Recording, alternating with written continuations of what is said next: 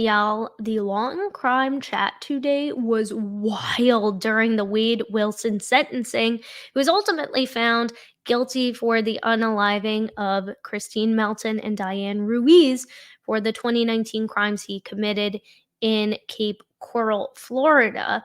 Now, today was sentenced to death for both of the unalivings, and it felt like the palate cleanser we all just needed after all the crazy corruption going on in Canton, after all the other BS going in some of the other trials we've covered here on this channel, and many more. This seemed like a very open and shut case where we could all kind of come together and say, yes, justice was served. Let's get more schmucks like this off the street and give them the chair, right? It felt like justice was served.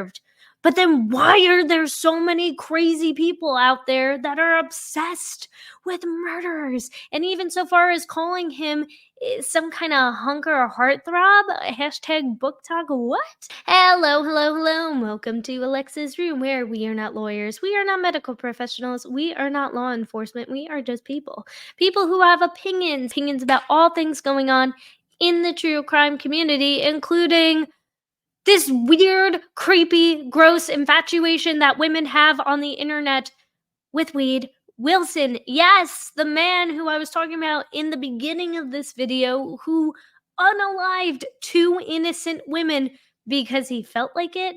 I mean, this is absolutely crazy bananas to me, guys.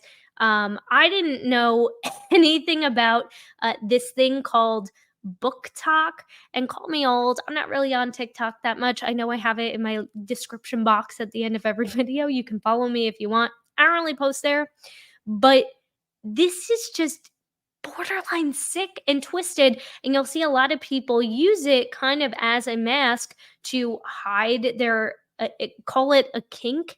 And for me, that's just kind of a way of masking your own sick, twisted fantasies that can be really dangerous, more than anything. I mean, this isn't 50 Shades of Grey. This isn't a Danielle Steele book. This is real life, real people, real cold-blooded killers that we're essentially glamorizing and obsessing over and salivating over the mouth. And it's sickening to me because these are real people. And what's more sickening is how many of them decided to roll up today in the long crime chat. It was absolutely bonkers to me. So before we get into book talk and the whole Deadpool comparison to Wade Wilson in the comic book series, first I just want to get into the sentencing. So in the state of Florida versus Wade Stephen Wilson, case number. You could tell he was so bothered by that too. The fact that the judge was like, I don't care what the crap your name is, dude. I'm gonna call you what you want because I'm about to serve your butt up to the electric chair, mother. In reaching this decision, the court is mindful that because death is a unique punishment in its finality, its application is reserved only for those cases where the most aggravating and least mitigating circumstances exist. The law never requires the imposition of a death sentence. In this case, the totality of the circumstances indicates the defendant, with premeditation, beat and strangled Christine Melton in her home before stealing her vehicle and driving to meet his girlfriend, Melissa Montanez. After Montanez refused to get into the car with him, the defendant battered her in broad daylight. The defendant told law enforcement, when Ms. Montanez managed to flee from the defendant, he fled the scene and drove back to Cape Coral, where he decided that he would murder another person. He saw Diane Ruiz walking to work and pulled over, pretending to ask for directions. She got into the car to provide directions, but the defendant strangled her when she tried to exit. He then drove to an empty lot, strangling her into unconsciousness. At least one additional. And it's so disturbing. Like, I'm gonna back that up. It's so creepy. Like, he licks his lips. He's reminiscing about these crimes that he committed, and it's just so sick and twisted. And the fact, when I show you some of these thirst traps, it's absolutely disturbing. How many even accounts that people have made about Save Wade Wilson? There was a GoFundMe. It was a whole thing. And I'm so glad that we're putting an end to it because this is disturbing. To ask for directions. She got into the car to provide directions, but the defendant strangled her when she tried to exit. He then drove to an empty lot, strangling her into unconsciousness at least one additional time on the way there. Like, it's almost like oh my God, it's just so disturbing. When she tried to flee from the car, he drove over her at least one time, inflicting mortal injuries to her spine, ribs, and neck. The evidence showed that both murders were heinous, atrocious, and cruel, and that the second murder was cold, calculated, and premeditated. The defendant inflicted serious physical and emotional pain to the victims. Moreover, the defendant committed the murders while on probation for prior felony convictions, and he committed 2 first-degree murders contemporaneously with each other and with grand theft of motor vehicle, battery, and burglary of a dwelling.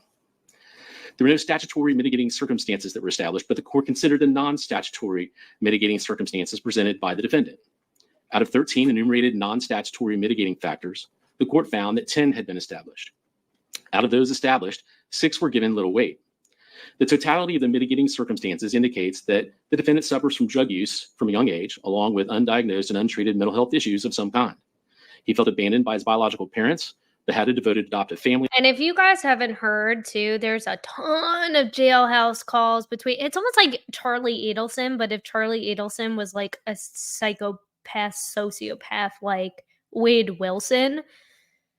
And it's wild too, because like initially when I was first doing research on this case, they were saying Lee County, and I was like, wait, Leon County? Because I'm like, wasn't that where Charlie Edelson was staying, or Donna Edelson? And then I was like, holy smokes, imagine if they knew each other. But no, this is like a totally different county in Florida, but it's still really ironic too. And it's so crazy. Like some of these jailhouse calls too. I might do some commentary on those calls because they're just so telling. They're so telling, and I'm sure there's going to be even more that starts getting leaked over time now that he's been sentenced. Who raised him in a supportive and loving environment. Defendant did not resist law enforcement when arrested and confessed fully to both murders. The court has further considered giving great weight to the advisory verdict of the jury, who recommended that the death penalty be imposed by a vote of 9-3 on count 1 for the murder of Christine Melton and a vote of 10-2 on count 4 for the murder of Diane Ruiz. The court recognizes that there is no mathematical formula for considering the aggravating and mitigating factors. It is not enough to weigh the number of aggravators against the number of mitigators. The court carefully considered the nature and quality of each aggravator and mitigator. Having reviewed all of the aggravating factors proven beyond a reasonable doubt and all of the mitigating circumstances reasonably established by the evidence, the court finds that the aggravating factors greatly outweigh mitigating circumstances.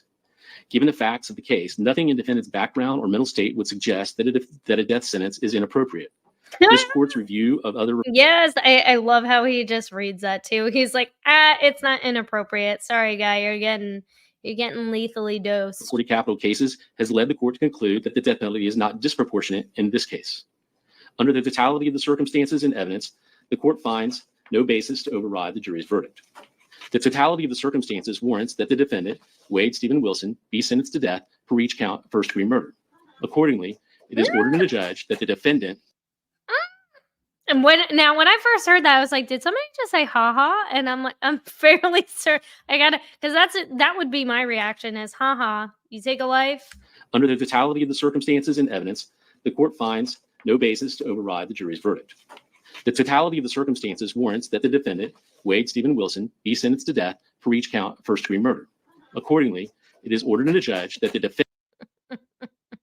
And people clapping. And you know Wade what? Stephen Wilson I would clap too. So he gets sentenced to death. He looks like a little, he looks scared. I mean, I can't imagine like sentenced as follows. Death sentence.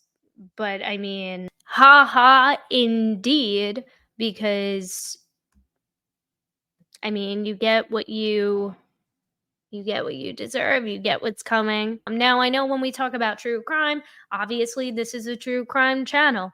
Obviously, as I've stated in the beginning of every single video that I do, I am not law enforcement. I am not a psychologist or a medical professional. I am not a lawyer. So what stake do I have in the game of creating content like this? Why am I so interested or fascinated? Well, I am a survivor of DVSA, and I'm fascinated with how the law works. I want to learn. I want to know how to be a more productive member of our society, and hopefully in the efforts of spreading more awareness to some of these crimes and highlighting my own experiences and sharing my story, sharing the stories of others, we can build a safer community to live in. So that is why I'm into true crime, not for the entertainment per se, but of the interest of a criminal's mind. Like, what makes them different than you and I, and how we think and how we speak and how we interact and socialize with other human beings. The psychological aspect is super fascinating to me, as I know it is for many of you folks too, who also tune into these things, probably for similar reasons. And that's healthy and that's fine. But what's not healthy is when you get people on TikTok like this, who are essentially trying to tattoo your face with makeup tutorials to look like Wade Wilson. I mean, what on earth is this? What the heck is this? What is this? And I gotta keep it on mute, guys, because I don't want to get a copyright slam. But I mean, what on earth is this? This weird fascination. I mean, it's just so sick and disturbing, and it's so cringe, it's so disturbing, and I think we need to have more of a conversation about this because, again, a lot of people like to throw, the armchair detectives, right? People who are into true crime. We are not like this. We are not. We'll say the majority of people who are true crime fans, and I don't even like to call it that. I just think we're people who are interested in the law and want to live in a safe society to also raise and have children in. I don't think that's a weird thing to be interested in. But I think the glamour and the glitz and the attraction and the lustful romantic aspect of it stems from people on TikTok like this. So, again, who is Wade Wilson? The so-called Deadpool killer who brutally unalived two women in 2019 appeared stoic in court, just as we saw. He's only 30 years old, so only 2 years, not even a year older than I am. I mean, that's crazy. And this happened a little over 5 years ago. So 5 years ago, I mean, he was only 25. How wild is that? How wild and sick and twisted. It's like you're on death row now, buddy, and you're only 30. Like 30, flirty and thriving. That's supposed to be the prime of your life, I heard, as I convince myself as I prepare for my 30s. But what say you, right? He shares a name with the Marvel mercenary, show no emotion, as we just saw, who ruled he would face two death sentences, one for each unalivement of Christine Melton and Diane Ruiz. Diane, I know, was also a mother, I believe, as well too. So it's just like absolutely horrifying and just super saddening. But as we heard, yes, somebody said, haha. And that's probably how I were to react to hearing the ruling that was handed down to him by Wade. One woman said as he was escorted out of the courtroom by 5 police officers, forever a man sitting next to her added. So, a lot of strong reactions in the courtroom, as to be expected for a case like this, just so heinous in the crimes that he committed. He was previously convicted, so I didn't know this. He committed these crimes. He committed these crimes while he was on probation for other crimes that he committed. How absolutely insane do you have to be? Wilson was previously convicted in June of 2 counts of first degree unalivement and 2 counts of first degree meditated unalivement in the deaths of the two women who he strangled within hours of each other on October 6th, 2019. Some people have reported October 7th. This article, Daily Mail, is saying October 6th in Cape Coral, Florida. These are the two women who he brutally murdered.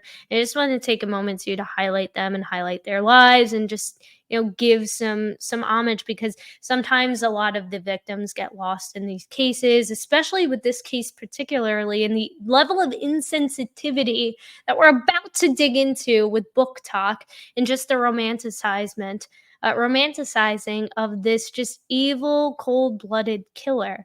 And these are the two innocent women whose lives he took because he's a selfish you know what. So justice was in fact served, I believe. A jury voted in favor of the death penalty, as we heard, 9-3 in Melton's case. and 10 to 12 in Ruiz's murder. So again, this is Diane Ruiz, and then this is Christine Melton.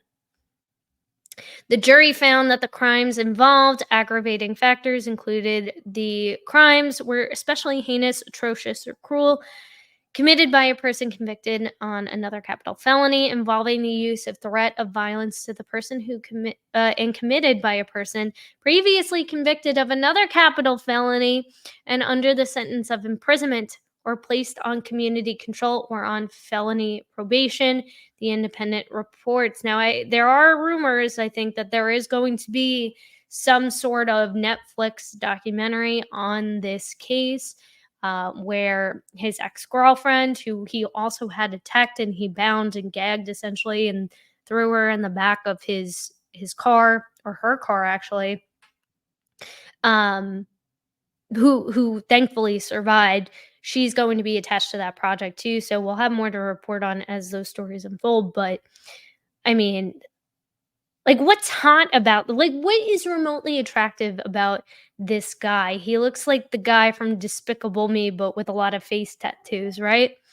Prosecutors have said Wilson began his murder spree on the unaliving spree on the afternoon of October 2019, when he met Melton at a live music bar and went home with her. Wilson strangled her to death inside her home in Cape Coral in Florida the next day, where her body was found inside. And this is just a word to the wise. And like, I know, like, a lot of you guys have kids, we're in the over 25 generally crowd. But for any of you younger folks who are tuning in that are over the age of 18, I hope if you're not, please click out of this. I don't want you on my channel. I don't want you watching my videos. Please don't. Wait until you get to be 18, then we can talk. But if you are somebody who is young, or even if you're not, even if you aren't young, or you're just going out to the bars and hanging out with your girlfriends, I don't care how old you are, do not go home with a stranger. Just don't. The days of doing that and one night stand, they're gone. They're gone. It's not a safe place. It was never a safe world we lived in, but now with the level of access that people have with the internet, this, that, and the third, it's even more dangerous. And people like this clown over here, Mr. Despicable Me, it's even more dangerous. And you really don't know who you can trust. And again, I don't care how old you are. Go to a bar with a girlfriend, friend, you meet a nice fella, you meet a nice gal, they seem cool. Take their number. Meet them in broad daylight the next day in a public setting where you're safe and there's plenty of cameras. Don't, and I'm not victim shaming here, because obviously it's not her fault. Obviously, you shouldn't have to live with your safety guards up at all times, but it's just what we have to do now to protect ourselves. So, just throwing that out there for y'all, because this is terrifying. This could happen to any one of us, right?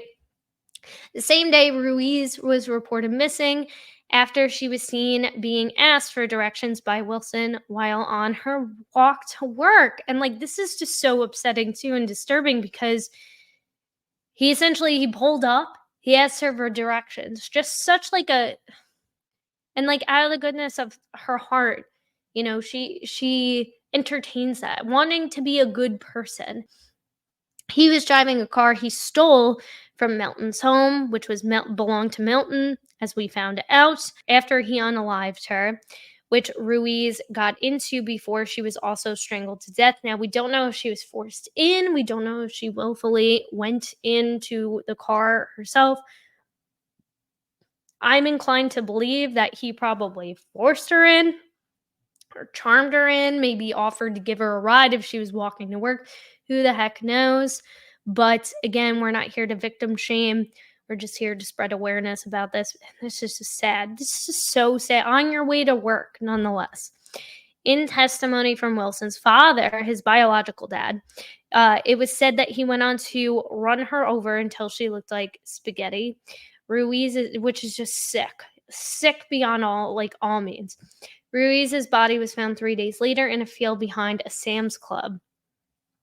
The 30-year-old killer also drove to Fort Myers in Melton's car and attacked Melissa Montanez, his ex-girlfriend. A video shown in court in June showed the moment he was stopped by police after they received a call from Montanez, who claimed he attacked her at the spa she runs and stole her car. In the clip, Wilson is found without a shirt in Montanez's car outside a local restaurant and tells an officer that he was waiting there for her. He asked why he's being stopped. And I gotta show you. I gotta show you this clip. Actually, let's watch this clip. This is the clip of him in the parking lot and him essentially skirting away from the police officer. How you doing? What's going on, man? You're waiting on your girlfriend? Oh, okay. That's no problem. No, I got a call. Somebody was sitting in their car and everything like that. So. Oh, okay. She's on her way now. Mm-hmm. Okay. Okay. L41 to bike 5. ETA?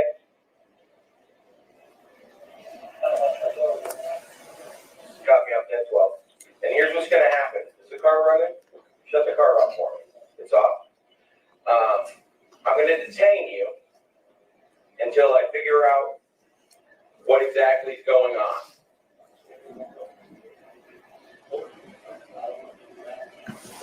So I know it's a little hard to hear, but essentially he's just asking a lot of dumb questions of like, what did I do? Yada, yada, yada. Why are you stopping me? Just like the article reported. He's not really saying anything of substance, but I do like how he cracks the window. Okay? Like, that's not okay, sus. Yeah, that's what I'm saying. So I'm going to have you step out of the car, and I'm going to detain you. Not arrest. Detain you right now. Pretty clear. Okay? And I can't have any problems. You understand me? Just relax. So you can see let me see the keys to the car. Let me see the keys to the car. Keys. So this is what he does. Look. Keys. Wait, we're not going to have any problems. Just give me the keys to the car. He rolls up the window. Wait.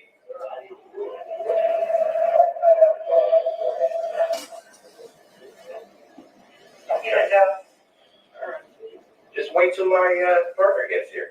Nope. He rolls it up and Gonna need a couple more units. Don't go anywhere. And he's skirting away.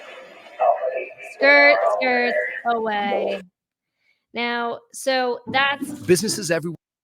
So that's the end of that clip. That's what they're referring to here in the article. And that was after he attacked his ex-girlfriend, right, in the parking lot. So the officer asked Wilson to turn off the car, as we just saw, turn over the keys. He tells him to stay in the vehicle. I'm not going to arrest you. I'm just going to detain you to figure out what the heck is going on, see if there's any validity to what was being reported. And he starts the car and he drove off, just as we just saw. You can hear him, say, don't go anywhere, don't do it. Wilson was finally arrested on October 8th and remained behind bars, so about 24 to 48 hours later. Not after this specific encounter, but after the first crime was committed.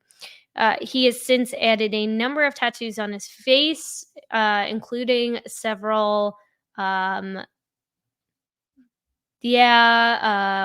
War II bad guy symbols. YouTube, don't flag me. But you can read that word. Menacing Joker-like mouth tattoos and a neck tattoo reading "Bread for War." So this is what he looked like when he was first booked. And then since then, He looks like this clown looking mother effer, who the internet again is so just infatuated with. Throughout the trial, Wilson's attorneys have tried to argue he was impaired by drugs. They didn't even call any witnesses because there was no getting out of this one. There was no denying he did the deed. There was no skewing for reasonable doubt. So the best that they could do was say, hey, he was out of his mind. He didn't know what he was doing.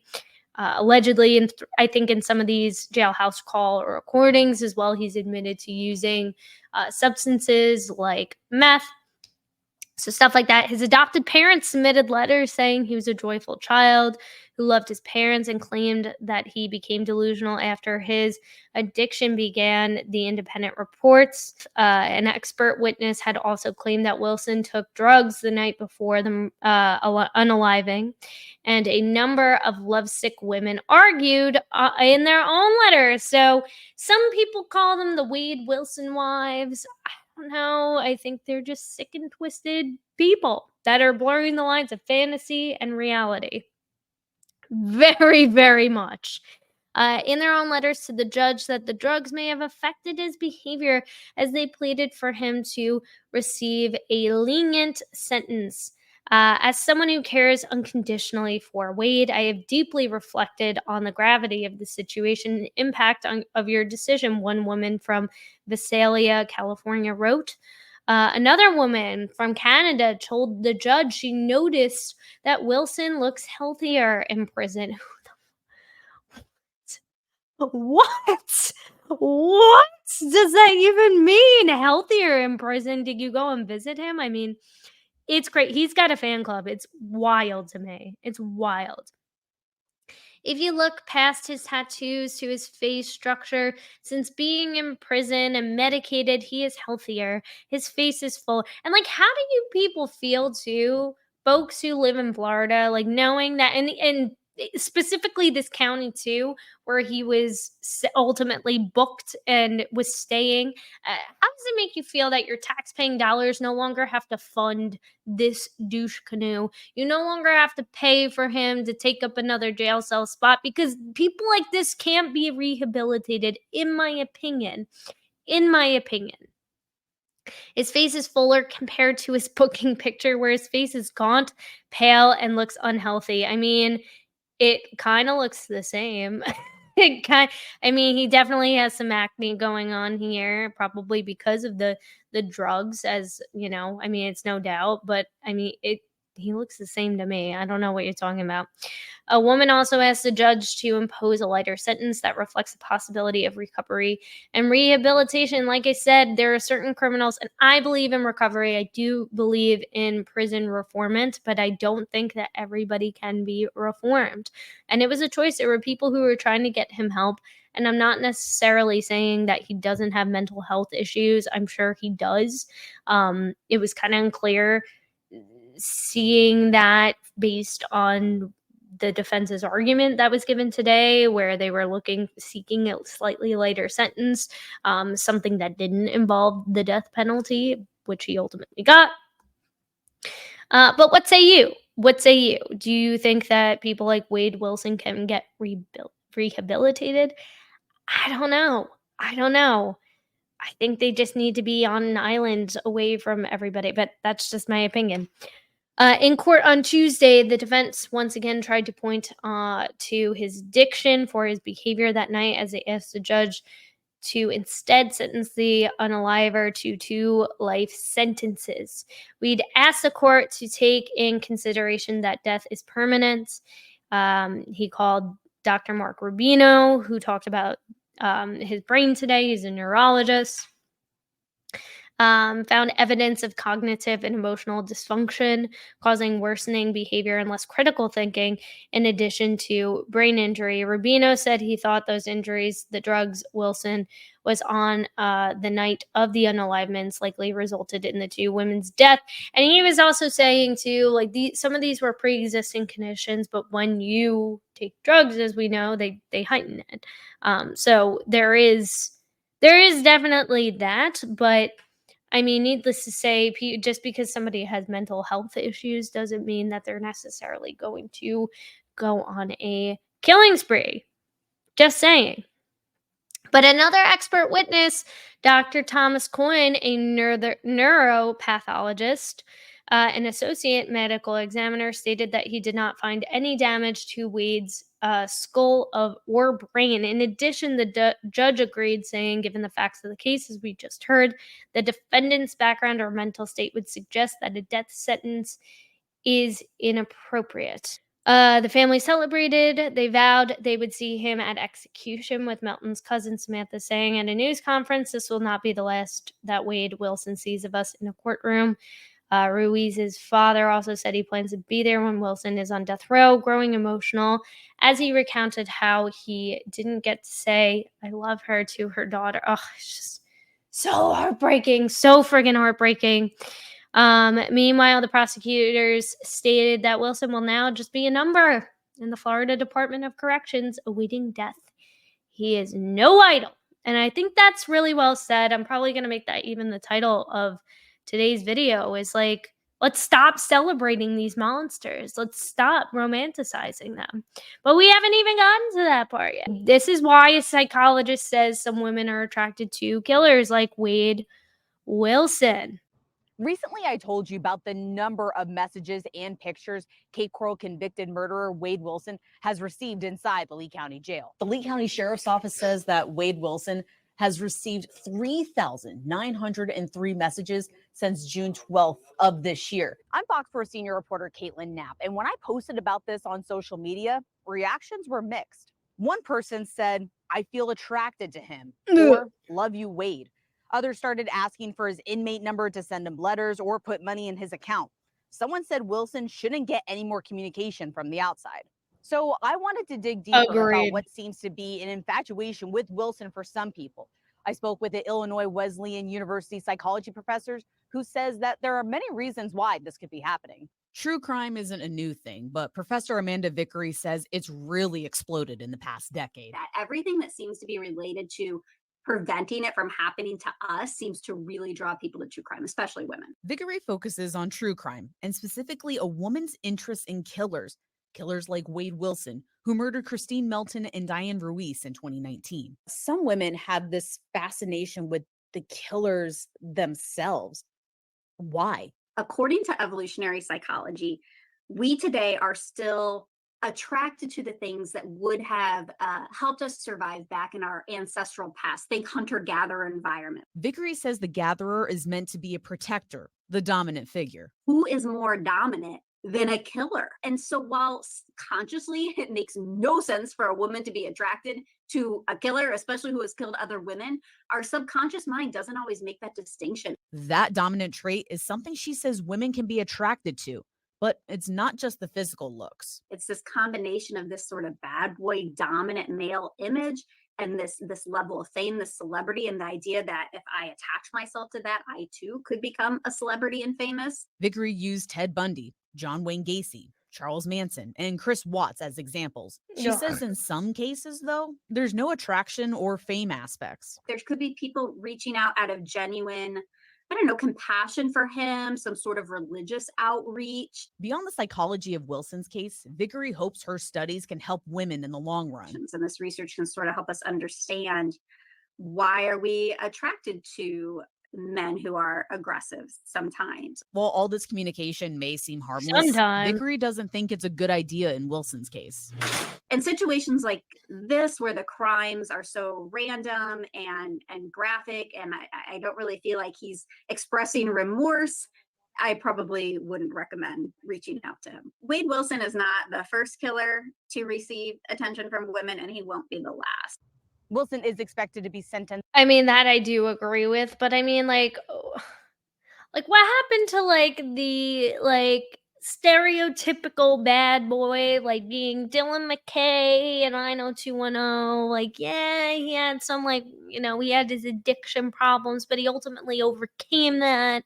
He got Kelly Taylor in the end, and then they did that horrible reboot / not reboot and whatever. But that's not the one. But what about that? What about Luke Perry, bad boy? That kind of a bad boy, not the violent sometimes. No, no. Why are we romanticizing this? And why are we using words like, oh, it's just a kink, or oh, it's just, like fun and fantasy? It's not. It's not. It's dangerous when it's real people and not character in a book like Christian Grey. And no. Sorry, it's sick. And I was absolutely disturbed today, guys, when I was in the law. And I know a lot of you are going to say, well, why were you in the long crime chat? For pure purposes of the chat, I wish I could like bold this. But all of these, so you see all of these like blue hearts, that's all for Wade. Justice for Wade Wilson. Like, what? Justice for Wade Wilson? And they're still letting it play on and on and on. I mean, this is sick. This is sick not only because it's like there's real families. These are real people. And like any one of them, any one of these victims' family members can go in here and see that. And I'm sure they already have. Save Wade? From what? He's fine. What, from the needle? I mean, like, come on now. This is just so disturbing, and you see it all throughout this chat, and it was absolutely disturbing. Absolutely disturbing how many people. And like I said, they have a GoFundMe for Wade Wilson as well, too. We get accounts like this, like, oh, he's showing emotion. He's trying to hold back tears.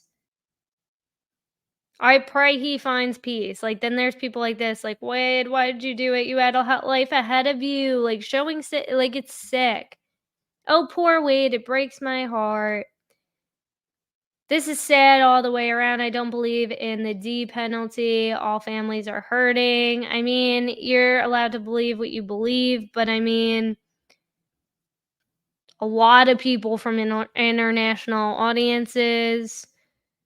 There's stuff like this. They're showing him as a kid again. Save Wade, save. Like, what? And they're like, look, he loves animals. Like, he's such a guy. Look at him. He just has tattoos. He's misunderstood. Look, he looks happy here. He's so attractive. He's so attractive. And like all these, like, save Wade Wilson. Yeah, people comparing him to Deadpool. Prayers for him. He looks sad in this one. His eyes tell a different story. Say hugs, dear. Screw you, Sally. There's so much sadness. Please save him. He's sad and his heart aches for this. You think he care? You know what he's sad about? He's sad that he didn't get away with it. That's what he's sad about. He has no remorse over the deaths that he caused. He looks sad, and you know what? I don't care. Like, I'm not in the business of usually doxing people, but you're all like just sick and twisted. Every single one of you. And you can't even say like, oh, these are bot accounts. Like, they can't all be bot accounts. I deeply believe in you and your eyes don't lie. Show so much sadness. He looks sad. Hi, Solas. Breaking heart. So amazing. Handsome. Poor kid. Poor kid. What about Diane Ruiz? Right? What about Christine Melton? Who wanted to become a mother? What about those people? What about the actual victims in all of this? Save Wade. Look at him. He's so good looking. I mean, it's actually disturbing, and you go through this. Like, they're thirst traps. They're thirst traps. This is what people spend their days doing on TikTok.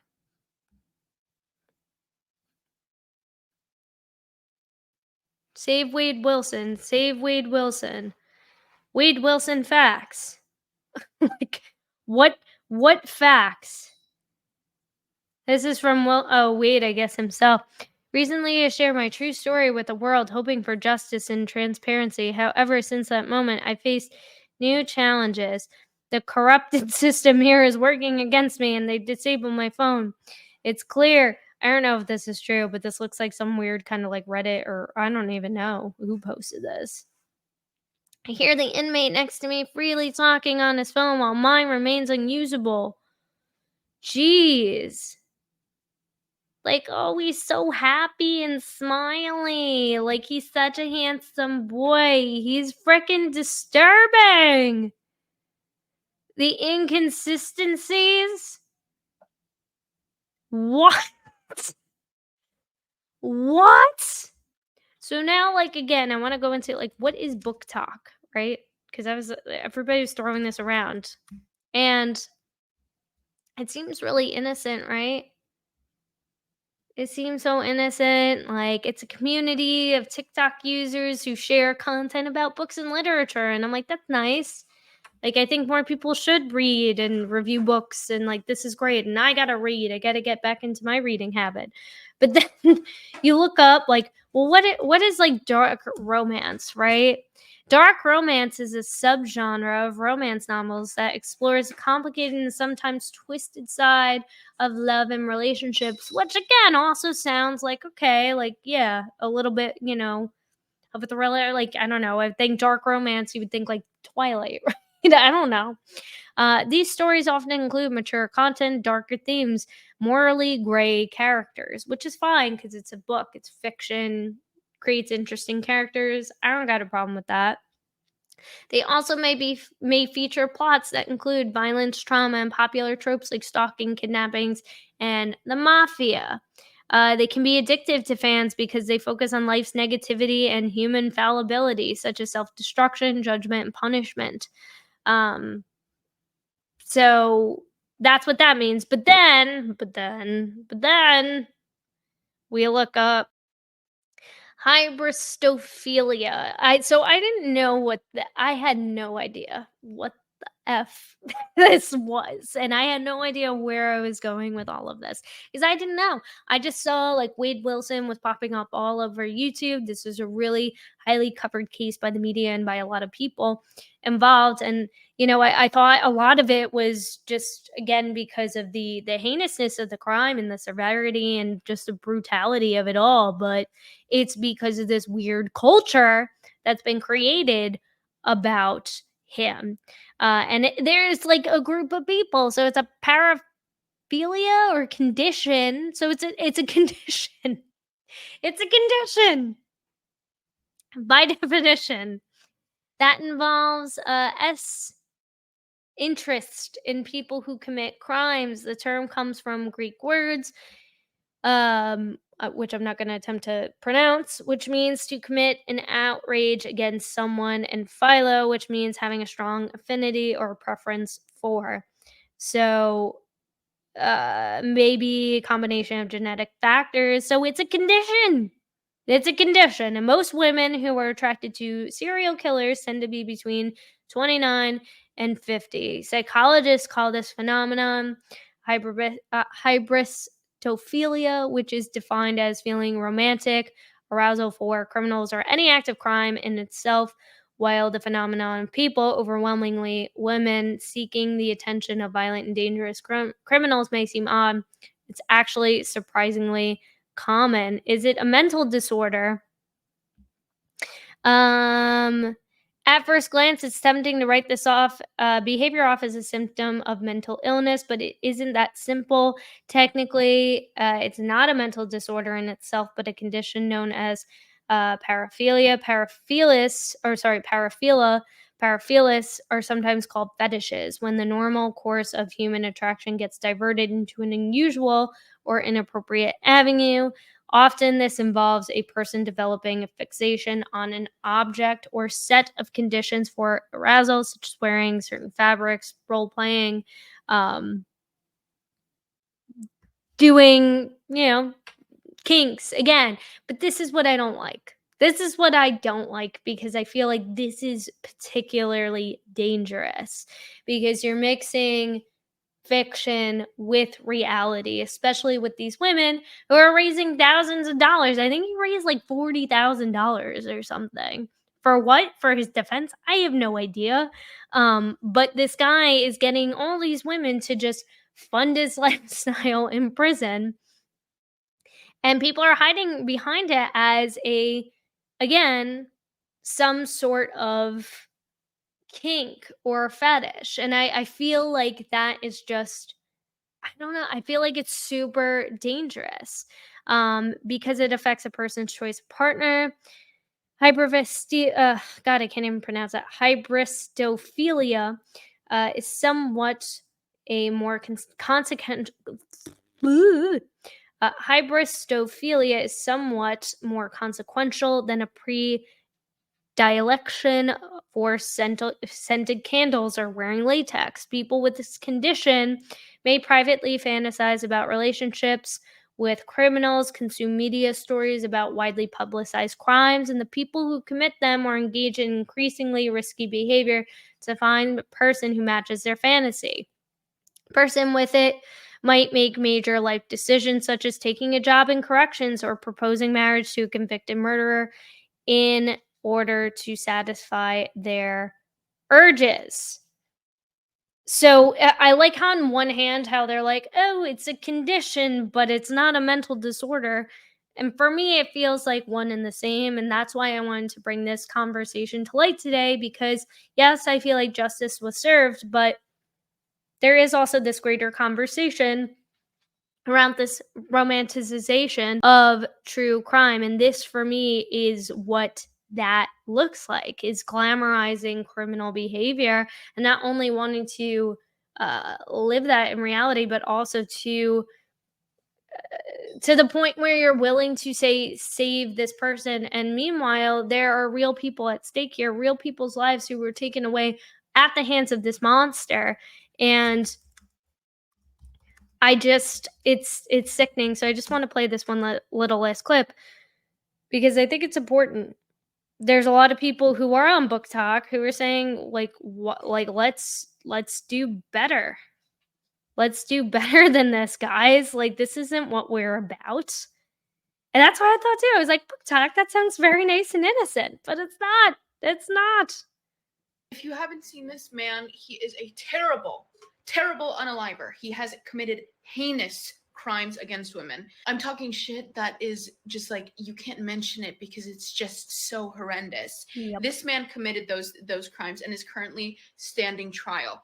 And I've seen the past like 24 hours, I've seen so many TikToks being made by Book Talk creators, talking about how they're seeing their mutuals thirst trap this man, comment on his appearance and say that he can, like, I can fix him, please, like saying that he's hot and like just appreciating his appearance. He has the freaking face tattoos. He might resemble somebody from one of our dark romances that we have read, right? That does not, however, make it okay to sexualize this man on this app, to thirst trap him, to comment things like, oh my god, I can fix him and he's so hot and whatever. Because girl, you can't fix him. You done can't fix him. He'll fix you before you can fix him. What in the hell? Our books are taboo enough. Dark romance is taboo enough. And like one of the big things we say is that we wouldn't want this in real life. Some of y'all's need to rethink your, values. Giving our community such a bad rep. I'm done ranting. I never want to see this man again. I mean, I think that's like a good summarization too of like what it is and like what dark romance is, because again, I had no idea. I mean, you see me wearing my Scream shirt. Like, I love horror films. I obviously find true crime extremely fascinating. I love a good thriller. I like a good crime drama too. Right now I'm binging The Sopranos. I'm almost at the end of it. There's a lot of like crazy stuff that goes on, but I'm never going to romanticize it enough to be like, wow, I'm so obsessed. I have to find like a Tony Soprano. Like I have to find like an actual mobster to fulfill this like desire within me. Like it's sick. And exactly how they described it in that article we just read, it's a condition.